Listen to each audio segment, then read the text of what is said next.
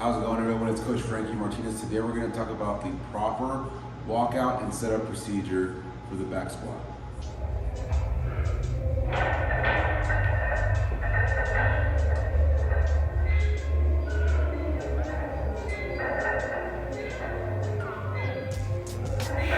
Four main things that we talk about while setting up and walking out into a back squat. First thing I'm going to talk about is having a solid back when you're about to go into the back squat. So what I mean by solid back is that your back is contracted and you're really tight on the back portion of your back.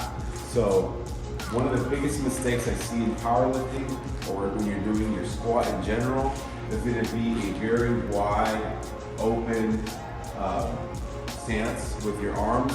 So you're having a lot of looseness in your upper back, which can ultimately cause you to fall forward. When you have a nice tight back, so contracted shoulder blade is another way you can think about it.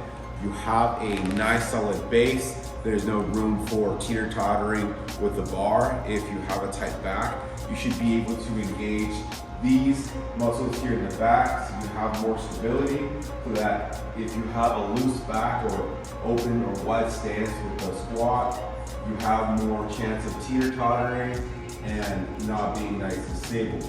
So some of the things that you need to consider while you're doing any lift is first comes stability, and then you can apply power. So the same thing applies here in the back squat when you're setting up. So here are the verses, so a nice tight back. I usually use the rings as a nice point of reference on each bar. It should be a smooth portion of the bar. That's usually where I kind of play with the fingers. So this is kind of vary from person to person. So I usually put my middle finger towards that smooth part, or this ring finger here on the smooth part. And then I contract my back, and then I walk into the bar. Boom. And now I'll have a nice stable base, so when I take off, I'm not struggling with stability. Now the second part of what I just discussed is having a nice braced core. So I have previous videos about the braced core and the importance of a braced core. In summation of what I was talking about, a braced core will allow you to stay strong, so push through the ground with your legs. The energy should transfer through the core and eventually the upper body, right? So it's kind of like you see the pop blockers or waivers that they're doing, that way. So they're transferring the energy, they're having a very strong core. The kinetic energy is transferring the legs through the core to the upper body, so it's a complete system, okay? So we can't just forget about the core. We have to make sure that we're having a tight braced core. So a braced core, essentially what it looks like, or what it should feel like, is you're breathing deeply into the diaphragm, or the stomach would be another translation. Bracing the core does not mean you're breathing into your lungs, it's you're pushing air into the diaphragm, into the stomach, okay? So this is what it would look like if we have a braced core. So the first thing is we're setting up the back. So nice tight back. Once we're under the bar, we're ready to rock. Now we can take a deep breath into the diaphragm. And then we can take off. So it doesn't look very pretty. It looks kind of like a fat belly. You should be essentially prepared as to if someone is going to punch you in the stomach, and that is what your braced core should look like and should feel. The third thing that I see a lot of lifters do, and it can cause a huge leak in energy, is a unstable and very aggressive takeoff. So when you take off from the rack and remove the bar from the rack or from whatever you're squatting from, I see a huge kind of like pick up the bar and rip, and you start to lose stability. This portion of your lift should be very, very controlled so that you're able to not leak energy and supposed to have the most efficient movement possible, moving the heaviest weight possible, right? This is what I'm talking about with having a controlled unrack.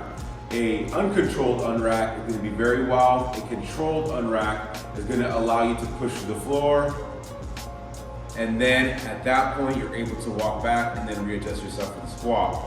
Now, something you're trying to avoid when unracking. The weight is a very emotionally driven unrack, which means that you're doing this, right?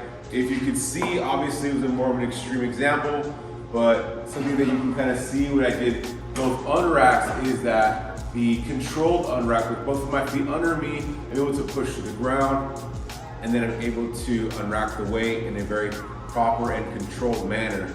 Now, if we're allowing our emotions to take over and not being technically focused, we're going to rip and grip the bar up and out.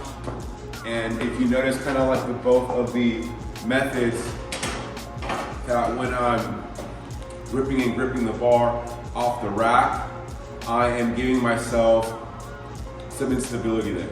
So this leads into the fourth point, which is readjusting your feet. Readjusting the feet means once you're unracking, you're taking your steps and then you're readjusting, okay? I'm gonna make those 2 in 1. So taking your steps back as well as readjusting your feet, we're gonna make that just one step. So this is where we talk about stepping back, is we're taking 2 to 3 steps max, 4 if you really have to, but you shouldn't be walking too far after that. Remember, the weight should be really, really heavy, so you don't want to be walking a mile and having to readjust. So take 2 steps back, 1, 2, and then readjust your feet.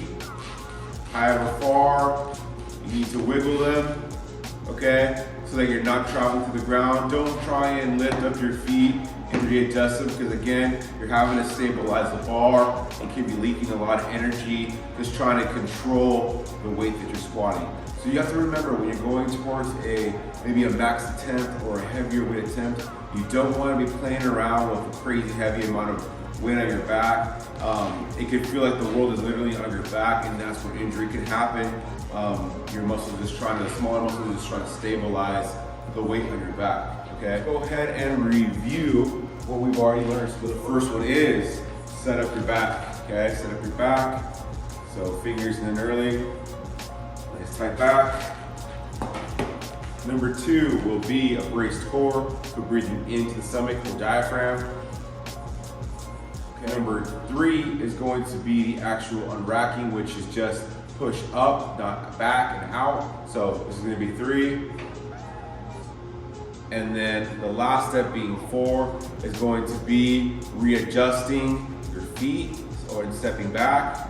So 1, 2, and then readjusting your feet. And that should be your unrack or walk-up procedure for the back squat. So this is Coach Frankie Martinez. We just covered how to properly unrack and to set up for your back squat before the descent. So I have a lot of other videos regarding lifting, so deadlifting, squat. I have some planned for the Olympic lifts coming up soon. I have a lot of videos on shotgun discus as well as the hammer. Go ahead and request anything you guys might have a question on in the comment section below. I have all these videos available to you on my YouTube at Frankie Martinez Throws, as well as my personal Instagram, which is Coach Frankie Martinez. I usually post videos regarding either lifting or throwing every single Tuesday, so make sure you guys are checking that out. Again, my social media is at Coach Frankie Martinez for my Instagram, and as well as my YouTube at Frankie Martinez Throws. Make sure, again, if you guys have any suggestions for any future videos, you guys are leaving it in the comment section below. Thanks for checking me out, guys.